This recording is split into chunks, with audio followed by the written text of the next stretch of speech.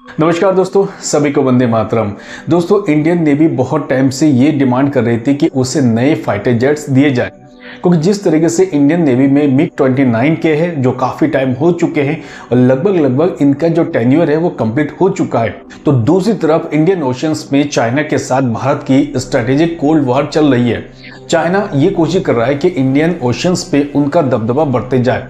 उसके कारण भारत को चाहिए कि नए फाइटर जेट्स जल्द से जल्द इंडियन नेवी के INS विक्रांत या INS विक्रमादित्य पर तैनात किया जाए, और इसके लिए भारत ने अपनी तैयारी चालू कर दी है। और भारत की तैयारी इस तरीके से कि भारत ने अपने सबसे रिलायबल फ्रेंड्स फ्रांस के साथ हाथ मिलाने की कोशिश की है, क्योंकि जिन तरीके से हमें पता चला है कि भारत फ्रांस से 26 राफेल मरीन खरीदने पर विचार कर रहा है, और ये डील बहुत बड़ी डील हो सकती है, क्योंकि इसमें अप्रोक्सीमेटली 63,000 करोड़ रुपए इन्वेस्ट किया जाएगा।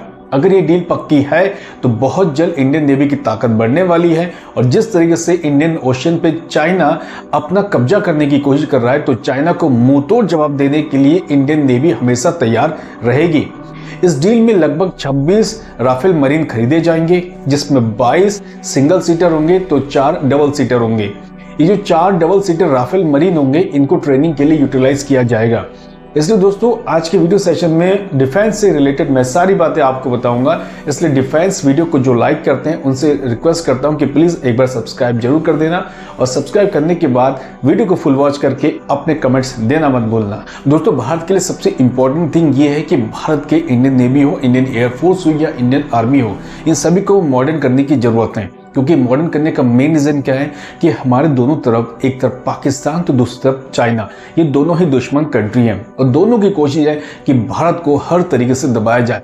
इस लिहाज से भारत के जितने भी पार्ट्स है डिफेंस के, सभी को मॉडर्न करने की बहुत जरूरत है। इसलिए सबसे ज्यादा मेन जो इसमें रोल प्ले करता है वो है इंडियन नेवी, क्योंकि एक तरफ वे ऑफ बंगाल है तो दूसरी तरफ अरेबियन सी है, और दोनों तरफ दुश्मनों की नजर है। तो इसलिए एक तरफ INS विक्रमादित्य तो दूसरी तरफ INS विक्रांत, और दोनों में हमें नए फाइटर जेट चाहिए जो अप्रोक्सीमेटली 4.5 जनरेशंस के होने चाहिए, क्योंकि भारत खुद अपना 5th जनरेशन का फाइटर जेट्स तैयार कर रहा है DRDO के साथ, जिसमें आने वाले टाइम पे इसकी टेस्टिंग हो जाएगी।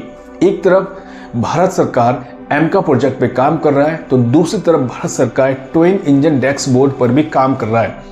लेकिन कुछ टाइम के लिए फिलहाल भारत को नए वेपन्स यानी कि नए फाइटर जेट्स की रिक्वायरमेंट है। इसलिए भारत ने सोचा कि जब हम 36 राफेल जेट फ्रांस से खरीद चुके हैं, और जिनकी टेस्टिंग हमारे पास है और जिसके लिए कि अच्छा खासा एक्सपीरियंस भी हमारे पास है, तो बेस्ट चॉइस होगा कि हम फ्रांस से ही राफेल मरीन को खरीदें।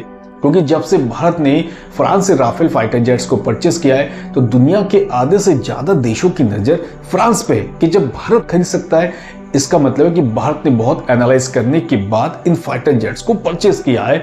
उसके बिहाफ पे बाकी कंट्री की भी कोशिश है कि वो फ्रांस से ही फाइटर जेट्स परचेस करे। तो फाइनली लगभग ये जो डील है वो फाइनल स्टेप में है कि 63,000 करोड़ का इन्वेस्ट करने के बाद भारत फ्रांस से 26 राफेल फाइटर जेट्स परचेस करेगा। और जैसे ही ये फाइटर जेट्स इंडियन नेवी में शामिल हो जाएंगे, उसके बाद भारत की ताकत कई गुना बढ़ जाएगी, क्योंकि हमारी फाइट सीधे तौर पे चाइना के साथ है, और इंडियन सब कॉन्टिनेंटल पे भारत और चाइना के अलावा किसी के पास भी एयरक्राफ्ट कैरियर नहीं है। इसलिए एक तरफ भारत तो दूसरी तरफ चाइना, इन दोनों के बीच में कड़ा मुकाबला होगा। अब दोस्तों, थोड़ा जानते हैं कि जो राफेल मरीन फाइटर जेट्स है, इनकी खासियत क्या है, और क्यों भारत सरकार दुनिया भर के तमाम फाइटर जेट्स को इग्नोर करके फ्रांस के राफेल मरीन को ही परचेस क्यों करना चाहती है। दोस्तों, अब जरा राफेल मरीन फाइटर जेट्स के फीचर्स के बारे में जान लेते हैं। इसके फीचर्स के बारे में अगर जानेंगे तो इसको हम 3 कैटेगरीज में कर सकते हैं। पहले कैटेगरी इसके सरफेस की अगर बात करें, तो Rafale marine fighter jets approximately 51 feet length में, यानी इसकी लंबाई है 51 फीट के आसपास, और इसका वेट है 15,000 किलोग्राम। यानी बाकी जो फाइटर जेट्स है चाइना के, उनके कंपैरिजन इसकी वेट काफी कम है।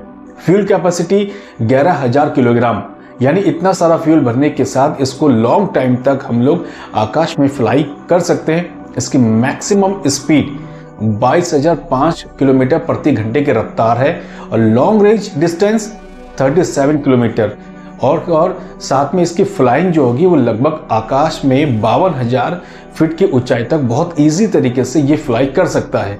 अब इसके अगर कैटेगरी सेकंड अटैकिंग फॉर्म की बात करें तो इसमें 30 mm का ऑटो कैनन गन लगा हुआ है। यानी ऑटो कैनन गन से क्या होगा, हम दुश्मन पर मिसाइल के अलावा गन से गोलियां भी बरसात उसमें कर सकते हैं। उसके साथ इसमें 14 हार्ड पॉइंट्स है। 14 हार्ड पॉइंट्स का मतलब सीधा क्लियर है कि इसमें 14 तरीके के मिसाइल लगा सकते हैं, जिसमें air to air, air to surface missile लगा सकते हैं, जिसमें मेटियर हो, स्कैल्प हो, स्पाइस हो, कई तरह के जो आपके हथियार होते हैं वो इसमें फिट कर सकते हैं। और करने के बाद हमें कुछ नहीं करना है, जो भी हमारे दुश्मन खेमे होंगे इनको बड़े आसानी के साथ नेस्तनाबूद कर सकते हैं, बहुत ईजिली डिस्ट्रॉय भी हम कर सकते हैं, क्योंकि इसमें बहुत सारे डिफरेंट काइंड्स ऑफ मिसाइल लगाने के बहुत से पॉइंट्स अवेलेबल होंगे। अब अगर इसके कैटेगरी 3 की बात करें तो कैटेगरी 3 में इसकी टेक्नोलॉजी की बात होती है। जब टेक्नोलॉजी की बात होती है तो फिलहाल मॉडर्न डेज में एएसआर रडार हर फाइटर जेट्स में लगाने की कोशिश की जा रही है, तो इसमें भी ये रडार लगा हुआ है। उसके साथ इसमें स्पेक्ट्रम इलेक्ट्रॉनिक वॉरफेयर सिस्टम है, यानी इसको स्टेल्थ टेक्नोलॉजी में कन्वर्ट करता है, जो 4.5 जनरेशन का फाइटर जेट्स है। एक्चुअली ये टेक्नोलॉजी 5th जनरेशन के फाइटर जेट्स में लगाई जाती है और जरूरत पड़ने पे इसको अटैकिंग के साथ स्पाई फॉर्म पे भी यूटिलाइज कर सकते हैं। एयर टू एयर फ्यूलिंग करने की कैपेसिटी है। मान लेते हैं कि किसी टाइम कोई भी हमारा फाइटर जेट्स आकाश में फ्लाई कर रहा है, उसकी फ्यूल कैपेसिटी कम हो रही है, तो दूसरे फाइटर जेट से हम फ्यूल इसमें ले सकते हैं। इतने सारे फीचर्स इसके साथ लगे हुए हैं, तो बेसिकली ये इंडिया के लिए बहुत बड़ा गेम चेंजर होगा, स्पेशली इंडियन नेवी के लिए, क्योंकि अगर हमें चाइना को जवाब देना है तो ये बहुत इंपॉर्टेंट है। चाइना के पास J-10, J-15 और सुकोई है। ये तीनों ही फाइटर जेट्स राफेल मरीन के मुकाबले बहुत बेस्ट हो सकते हैं, क्योंकि इनकी जो हाइट कैपेसिटी है वो लगभग 55,000 फीट से ऊंचाई पे है, और जबकि हमारे राफेल मरीन जो है वो 52,000 फीट के आसपास है। लेकिन बाकी के अगर कंपैरिजन करें तो राफेल मरीन फाइटर जेट्स इन तीनों से बहुत ही आगे दिखाई देता है। इसलिए बहुत एनालाइज करने के बाद शायद government of India and defence sector के जितने हमारे आला अधिकारी हैं उन्होंने सोचा कि राफेल मरीन इंडियन नेवी के लिए सबसे बेस्ट और परफेक्ट चॉइस होगी। अब गवर्नमेंट ऑफ इंडिया को और डिफेंस सेक्टर को ये डिसाइड करना है कि वो जल्द से जल्द इस डील को फाइनलाइज करे, और फाइनलाइज करने के बाद इंडियन नेवी में 26 राफेल मरीन फाइटर जेट्स को लाया जाए। और एक न्यूज़ ये भी सुनने को आ रहा है कि बहुत जल्दी ये हो सकता है कि भारत अपना मल्टी रोल फाइटर एयरक्राफ्ट, जिसके लिए 114 फाइटर जेट्स जो टेंडर अनाउंसमेंट की गई थी और जिसमें पूरी दुनिया के different kinds of fighter jets बनाने वाली कंपनी इन्वॉल्व थी, उन सबको साइड करके डसॉल्ट राफेल के साथ टाई अप हो सकती है। क्योंकि डसॉल्ट राफेल ने कहा था अगर डील 100 से ज़्यादा फाइटर जेट्स होंगे तो वो इंडिया में आकर इसको बनाया जाएगा और इसमें इंडिया के कंपनियों को को पार्टनर रखे जाएंगे, जिसमें हमें क्या मिलेगा, हमें मेंटेनेंस मिलेगा, हमें टेक्नोलॉजी मिलेगी, हमें ट्रेनिंग मिलेगी। ये सारी चीज़ें 26 राफेल मरीन फाइटर जेट्स के साथ भी है, क्योंकि अगर हम फ्रांस से ये फाइटर जेट परचेज करते हैं तो हमारे नौसैनिक के जितने फाइटर जेट्स को उड़ाने वाले पायलट्स होंगे इनको ट्रेनिंग मिलेगी, लॉजिस्टिक जितनी फैसिलिटीज़ होती है ये दी जाएगी, और तो और इसके मेंटेनेंस का भी जिम्मा राफेल को बनाने वाली कंपनी के ऊपर होगी।